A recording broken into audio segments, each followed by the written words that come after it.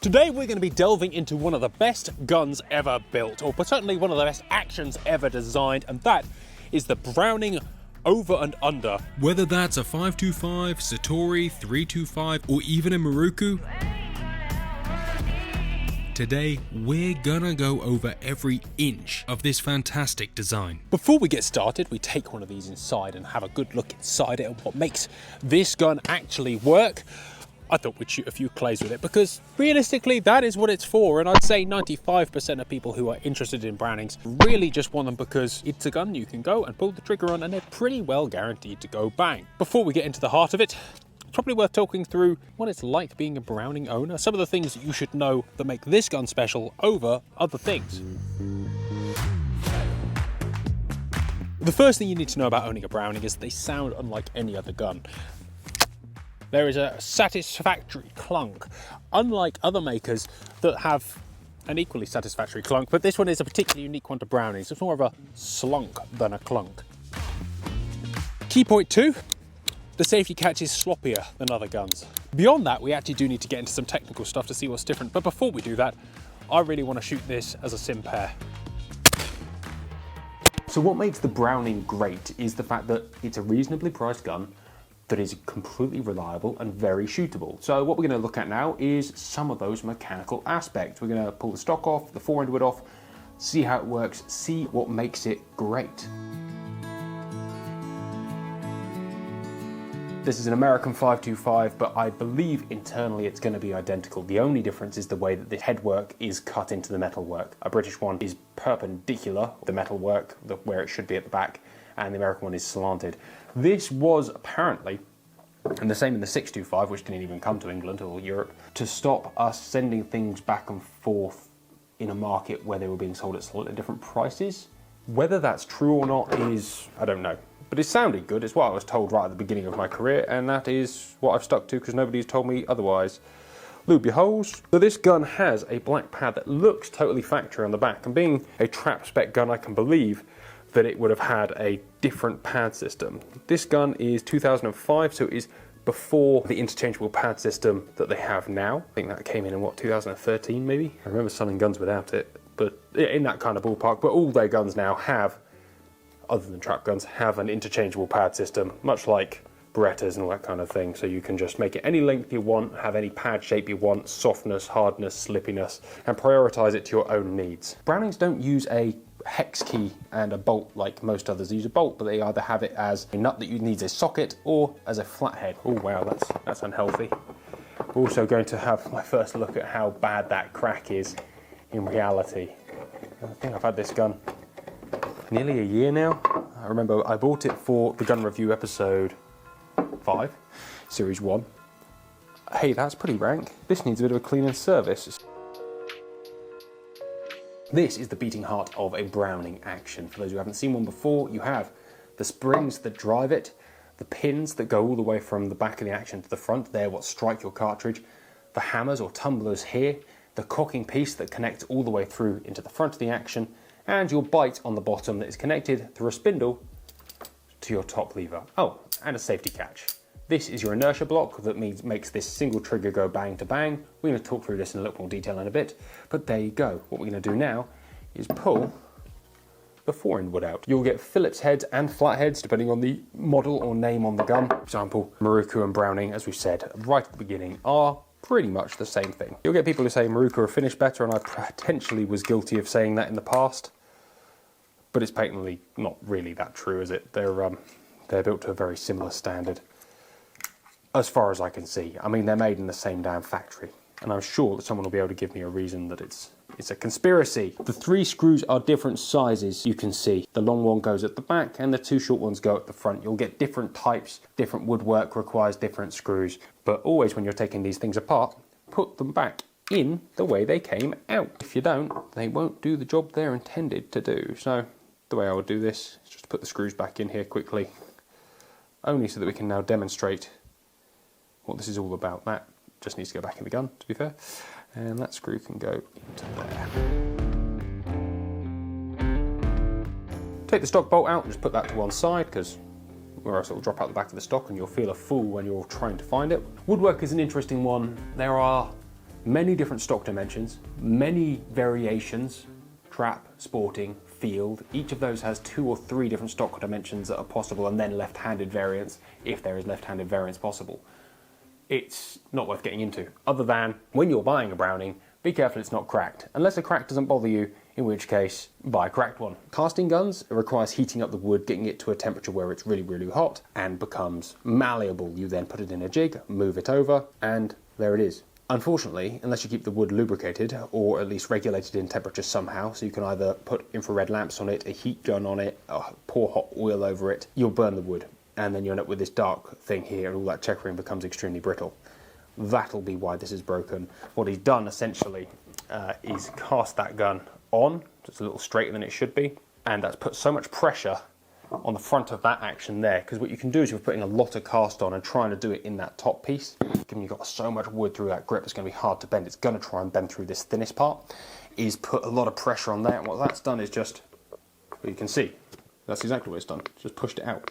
And that's not so good. I guess the answer might be to try and bend it back and then glue it up, but at this point that wood is unhappy. The answer is to go on the internet and get a new stock. And the beauty of Brownings in 525 formats and Berettas more so because they use the same stock in America as England, is you can just go and buy a aftermarket made stock, a stock in a box from Browning, a stock that someone's discarded because they put a custom stock on. Stocks are reasonably priced.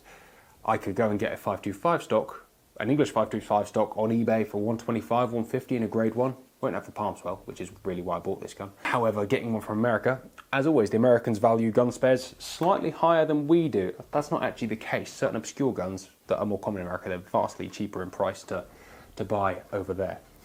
But yeah, 525 stocks are, I found one for about $400. So let's talk about how this bad boy works. These are ejectors. There is a video on the channel, as there are many of Brownings, of how to take these out. It's a simple flathead screw in the side there, pop that out and the ejectors come out. On early Brownings that's not the case, but we're not talking about those. We're covering 325, 425 and 525. They're very simple things. They are hand fitted. That is a real problem with Brownings as they get older. Ejectors are expensive to have replaced. They're expensive to buy the parts for, and they're expensive to be replaced. You ain't going to be breaking ejectors unless you're using it a lot, and you ain't going to be wearing ejectors out unless you're using it a lot. So at the time that you're doing that, you've probably had your money's worth. When you're buying one of these, it's usually worth grab your favorite cartridge or cartridge of choice, because every cartridge's brass will be slightly different. Grab it in, push your ejector up and push the cartridge in. And if you can't get past the ejector, you're doing pretty well. You'll find on certain cheaper cartridges that that's going to be a real nightmare. So inherently it might make you either buy more expensive cartridges or maybe look at a different gun. But just beware of that. That's one of the few problems with these. Next, we're going to look at how this thing goes together. You have this hinge here that wraps around this pin here. Those two things are important that they're actually mated, and part of any rejointing process is to make sure that that isn't lopsided, because that will force the gun back onto the face of the action. When this meets this, that needs to be tight, and if that's not correct, this whole gun will not close correctly or wear unevenly. It's then locked in place with a single bottom bite, and that is this piece right here. As you can see, when we move the top lever back and forth, that comes in and out. When a Browning is new, it might be quite sticky. That's just because those surfaces, they sometimes need a polish, but usually just need a lot of lubrication. It's the only bad thing about a new Browning. But I promise you, when they get to a certain age, that is no longer the case. He says, as he then just realizes that's actually got a little bit of stick in play. But this gun is a tight gun, so hey, that's what you're gonna get. There are very few ways to make that super slick that aren't also going to artificially age your gun. So a little bit of grease, put some big shells through it, get over it, and that is usually the correct medicine. What you should look for when you're buying a Browning as well is to make sure these aren't cracked. It's rare, but it can happen after elongated use. Usually you'll see this on B25s instead of B525s or the modern era, but just check, see if these aren't cracked or re-welded. If they've been welded to a high standard, it's actually not an issue, but it's just an indication of what the gun's done and where it's at and what you can then expect. A bit like when you buy a used car, you're not looking for things that are broken, but you're looking for things that are likely to, and sort of estimating the cost of ownership, which isn't going to be super high, right? But I think a new ejector set is something like £500 a pair, maybe a little more, fitted. It's not cheap, but it's not super expensive either, right? What you want to do on here is make sure that nobody has hammered these flats. So just get them, look against the light, and you'll soon see, does it look polished? Does it look like somebody's had a play with it? Does it look like someone's worked on that and welded it up? No, not really. They're disgustingly dirty, but we're going to see to that in a minute. And secondly, look at your loop. The loop is what holds the forend on, but what it also does is regulate how tight the gun opens and closes. And that's because the fixed distance between here and these D's here, well, it causes pressure. What that does is you just see how that opens and closes. And actually, it is quite tight towards the end of its opening. And that's not a bad thing. This gun, apart from the crack, hadn't done a great deal of work. What people do to make the gun feel tight, because this can also push those barrels back towards the face of the action and make it appear to be tight when the forend is on, is pinch that or weld a bit on the back and then polish it off. But it's just something to look out for. Weld marks, heat marks, is this silver instead of black? Again, they actually did models where they polished the whole thing off, but one presumes that was too much effort, too many man hours, too much hand regulation in a world that it doesn't not value hand regulation, but hand regulation is expensive if you can get away without it, right? That's a good thing. This being a 525 has monoblock barrels, meaning you have a monoblock with 2 tubes put in, like Beretta, Rizzini, a lot of, well, pretty much all the big gun makers do. The 325 had chopper lump barrels, 2 tubes with all of this stuff already machined on, stuck together or dovetailed together and then brazed in place. People will tell you that the chopper lump barrels are better, and I might go into that a bit later. They're not. I prefer the monoblock barrels. They're generally harder in the chroming. 325 barrels will pit, and this will come into the other thing we want to talk about. When you're buying a Browning, get the damn thing, hold it up into the light, have a look. Give it a good scrub. You know, you can't tell anything through a dirty gun, which this one is a little bit. Have a look in the chambers. Are they pitted? Has someone had that chrome taken out? If it doesn't look right, don't buy it. These are really important. Like, without good barrels, you're not going to be throwing the best pattern. And also, semi-importantly, you want them to be thick and good and original if possible, right? You're not buying a classic gun or a vintage gun where you are expecting to have thinner barrels and having to worry about it. You're buying a Browning. You should be able to put any cartridge in here and go and bang bang and not worry about it. That's part of the joy of ownership. On the side of the flats, it will say Invector Plus, Invector, or have a star system, and it's a system of stars and lines that will dictate what you have choke-wise in there. This is Invector Plus. If it said Invector, that would mean Invector, and that just means you're not going to put the wrong chokes in your gun. And if you're buying aftermarket chokes from Teague or someone like that, it just allows you to know which one it is, as opposed to going, well, I've got a 525, which isn't as helpful, surprisingly. 1 star is a full, 1 star and a line is 3/4, 2 stars is a half, 2 stars and a line is a quarter, and I say that in English, which probably doesn't help half of you. Further up the barrel we have 18.7. That is the internal bore diameter. It's done in metric. On early guns it will be done in imperial. You also have the fleur-de-lis to indicate that this is HP steel proofed, which is nice for a 2005 gun. You'll find the fixed chokes aren't at that period, I believe, because fixed choke Brownings generally come in 1/4 and 3/4 for game. That is improved modern, improved sill. And in trap guns, it's full and improved modified, full and 3/4. It'll have a serial number on there. Double check if you like that it matches your gun. This is 31134. Doesn't necessarily have to be the case, but again, it's a good indication of whether someone has got new barrels fitted, whether I've seen these barrels bent when people have driven over them. I've seen them not shot out, but I've seen people have custom work done that was horrific. And then just sometimes it's wise to buy one with the original barrels, but not always. If it's a specification you like, given that they didn't make some specs and the only way to make them was to buy X action and a spare X barrels and stick them on, someone will have maybe invested huge amounts of money in that gun, which means they might have looked after it, but that's not always the case. Moving on. This is what keeps the forend in place. What's interesting to me, and always has been, is they do no work on this catch. They do all of the work on the forend loop. So you'll see all the hand filing and regulation on here and none on the completely disposable part. Always felt like the wrong way around, but hey, honestly, having done plenty of this is the easy one to work, and that is potentially less so. Plus, it means that all these hooks will fit all of these loops, and that's good. There's a tiny little leaf spring. I have seen a few of these snap over the years, and I say that that's common. I was working on guns for a significant number of years, and I've seen many hundreds and maybe, if not thousands, of these things. So if something breaks, where do you take it? The garage is why all mechanics and gunsmiths are pessimists, because they never see the good in life. They only see broken stuff. Going to pop that screw back in there. Again, any gun-related stuff that's fiddly, and you have the opportunity to lock it back in its home, that's really handy, given that I should be doing this in a workshop, but it would be less quiet and comfortable than this is. So we put the barrels back in the action. When you're looking at the face of the action, you're just making sure that it hasn't got any undue marks, rust or anything on. It's very hard to see. This is an extremely hard, very well corrosion resisted piece of metal. Have a look. You'll probably not see any that are cracked in half. You'd have to do something pretty stupid to crack one of these in half. But there you go, just have a look. Is it rusty? Is it minging? And that's as much as you can do for that visually. Let's go on to ejectors. How do they work? Well, in the gun they're loose. Many guns are sprung and that makes them opening and closing, or the system of opening and closing, less delicious than a Browning. When you open and close a Browning or Miroku, there's a satisfying clunk because it doesn't have to work against any springs. All it's doing is flopping forward, providing it's cocked. You have the fore-end iron. This has your ejector kickers and springs in there. If you look here in the front of the action, you have a whole little piece of metal coming through.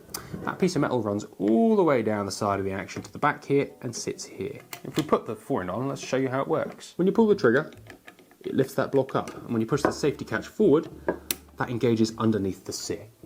So when we pull that up, that's going to release this, and this hammer is going to fall forward. The hammer has an arm on the side, and there's a chamfered edge on the back of this flat that attaches to that rod we just looked at. When we pull the trigger, that is going to push this forward. Not much, but a little. What it then does, and this is the exciting part because there's only a chamfered edge on the bottom, is when you open the gun and that hammer moves back, is it's going to push this forward some more. That is then going to come forward and engage with this and disengage it from the tumbler that's then going to fall and kick the ejector out. You watch at the back to start with, that arm goes round and pushes it forward because it only has one chamfered edge. What that then does, if you look at this sear at the front, is push that out of the way. Ready, steady, go. Quite clever really, and that just hooks underneath and that's just lifting it. It's very, very small pieces of metal doing very, very fine things, and most people who come up with new ideas for ejectors don't use this system, to be fair. I think back in the day a lot of cheaper gun makers tried copying it, and honestly their ejectors were pretty chronic. If you look at the generic system for ejectors in Italy, you'll see that they have two pieces that come up underneath and a spring-loaded ejector with a plunger and spring behind it. That's very simple to make to a decent standard, or at least a lot easier to make on a budget. Trying to get this right and regulate it requires very skilled technical knowledge and good quality components, because obviously there's a lot of work going through a very tiny piece of metal. This tiny piece of metal is responsible for all your ejector work. It has to be good steel or it's not going to work. And if you look inside the action just here, you'll see that rod travelling all the way through this inside of the action there and out of the back. I'm a big fan of the system. By golly, it is superbly reliable. When it comes to the fore-end iron, there's not a great deal to look at. Look at the inside of this curve. Is there galling? Is there uneven wear? If one side is super shiny and the other is not, probably a sign that this gun wasn't put together well. Or probably, they are always put together well because they have to be, but somebody's played with it, probably play with that loop, because if you play with that, you can push it off center. If you've done some work to it, you can push it off center. And the work can be done to a standard that you couldn't tell, but not to a standard that you can't then see the results thereof. The ejector kickers aren't actually of a concern. If you think back to the Winchesters of old, they used to break ejector kickers for a pastime and they copied this system. What they didn't copy is that reinforcing arm around the back there. And because Browning have done that, and they are certainly a bit bigger and better somehow than Winchesters, they don't break. I do like talking about guns. It's been a while. Mostly we've been doing clay shooting and opinion pieces and fun. It's actually nice to get technical about a gun that people will care about getting technical about as well. I think if we did this on something obscure, people would switch off. But where this is such a fabulous and popular gun, I'm hoping that people find this interesting, because I do. The selector on the top is quite a simple system. It's the side-to-side affair, and that is done purely through friction fit, if you like, at the top there. And the back and forth is controlled on this tiny spring. As you can see, it just sits forward, sits underneath. These can break.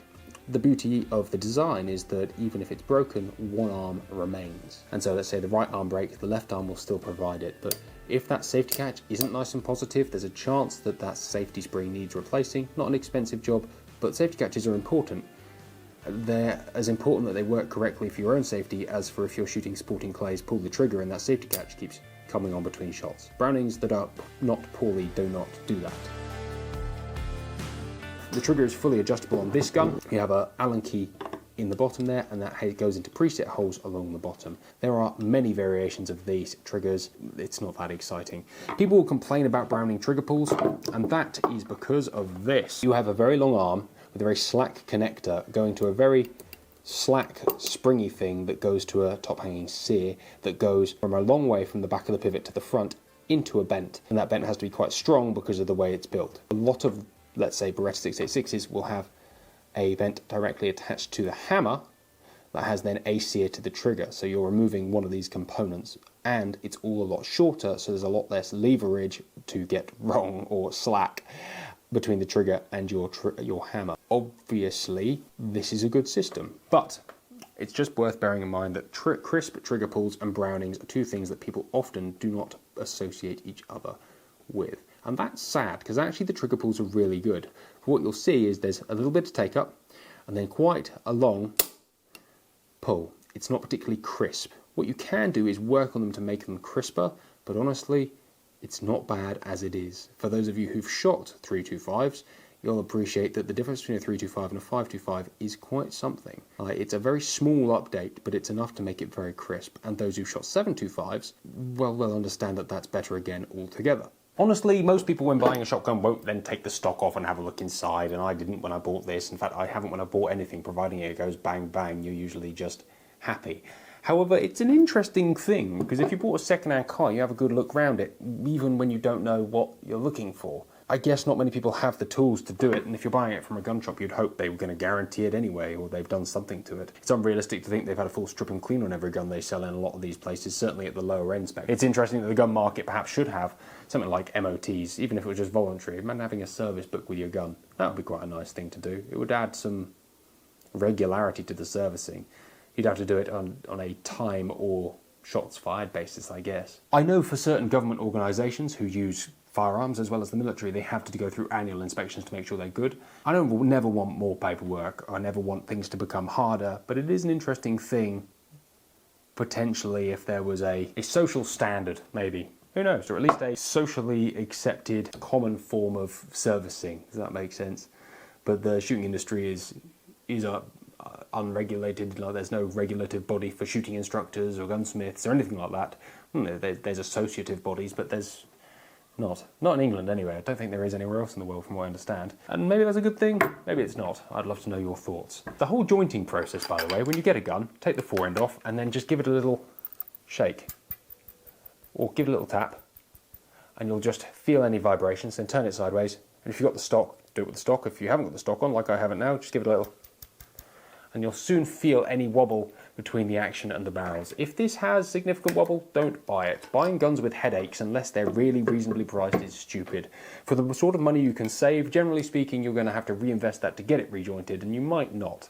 Guns that are loose on the face are letting gases out. They're not headspaced correctly, so you're not getting the maximum efficiency from your cartridge. Because there's a short jump from the barrels every time, the recoil is greater, the noise is greater, and generally, it's a pretty dumb thing to do. Again, I have been known to buy guns that are loose on the face and say I'll rejoint them and then throw them in the cabinet and never use them again. The beauty of the more modern 525s is that most of this stuff is coated. You're not really ever going to open it up to horrific rust. This isn't like the B25s where it was just steel. There was no coatings, no stainless capabilities, and you get the saltwood guns where they are just bin worthy. This gun, if we look inside, is pretty rank. See, you've got some rust on here. Let's pop that out and I'll show you how good quality these components are, because I'm reckoning I could wipe that off with my thumb and it would be almost as good as gold, although I'll probably need to go and get some wire wool. But let's find out. So this piece of metal is connected by this screw to the spindle. The spindle is a cylindrical piece of metal that connects this top lever to this bottom bite piece here, the bit that actually locks your gun up. That, when you turn the gun, turns this piece onto a spring. That is your top lever return spring. Every gun has a slightly different one. The Brownings one is fabulous in my opinion, or at least it's as good as any other, and that's good enough. Ta-da! So you have surface rust on here, and you can see that is just going to polish off with my thumb. That's pretty good going. You know, this gun's, well, what, 18 years old? It's had a fairly solid life. It clearly had some water put in it at some point. Look at that, and all we're going to do is get a screwdriver, because I don't want to do it on my thumb. I'm just going to push that around, and it's just surface rust. Look at that. You wipe it off, it's not even that thick. It's just old stinky grease that's oxidized a bit. And it's a pretty special gun maker who cares enough about their components to go, I am going to make this gun so that any fool can own it and use it in any conditions. And if they don't service it or in a place where they can't have it serviced, it is going to continue to work. It's not going to bind up with rust overnight. In fact, it's not going to bind up with rust over years. And that's part of why a 525 is better than a 325, because those coatings have moved on a long way in the last 30 years. Obviously, we've technologically advanced not only in computing power, but in application of chemicals power. Right, let's put that in. And it doesn't take any compression either, and that's part of the joy of this, is you don't need any spring compressors, it's not that fiddly. You put the spring there, you align the screw, and you'd say it's fiddly, it's significantly less fiddly than other guns, and you go for it. Where they make up for that is in their mainsprings. As you can see, they're not contained like other gun makers, so they're always under compression, which makes putting them in and out slightly less good. You'll see these stems are the actual guide rods for the mainsprings. You'll see certain ones of these, certainly this one's been already done. People will chamfer off the back to make them easy to go in, or they even do ones with needle-nosed backs. That's quite handy as an aftermarket addition, which is good. The only sort of manufacturing thing with this is obviously it's a mass-manufactured gun, and these pins and these holes sometimes aren't a perfect tolerance for each other. Sometimes the machining of these holes and the machining of these pins, if there's a slight bulge in the pin, they can be a real pig to put back together. But just bear in mind that the back part of this pin doesn't do a lot of work, so you can remove a millimetre or so in a taper and make it a lot easier to go in and out, and it's not going to affect the structural integrity of this rod in any way. For me, there's nothing like the clunk of when you close a Browning and Miroku. Like, you know business is about to happen. It's not petite. You know that this is, well, you know it's closed for sure. That's something.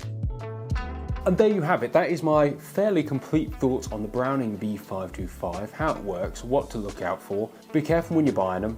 They've been making these for 40 years now. So there are some old girls that have seen a really horrible life. But if you look right and you shop right, you can walk away having spent £1,000 and have a gun that will last you the rest of your life. And that's why, although there are newer, cheaper options that you can go and buy, I'd always feel safe putting my money into a second-hand quality shotgun. Guys, thank you very much for watching. Thank you for support, and hey, we'll see you next time. Thank you for watching, guys. This channel is made possible by our amazing sponsors. You can find out more about them in the description down below. And if you want to support the channel, you can join as a member. You get loads of extra content, well, some extra content, and occasionally we hook up and go clay shooting together as a membership group. If you don't feel like joining today, we really appreciate you watching and subscribing. Have a wonderful day.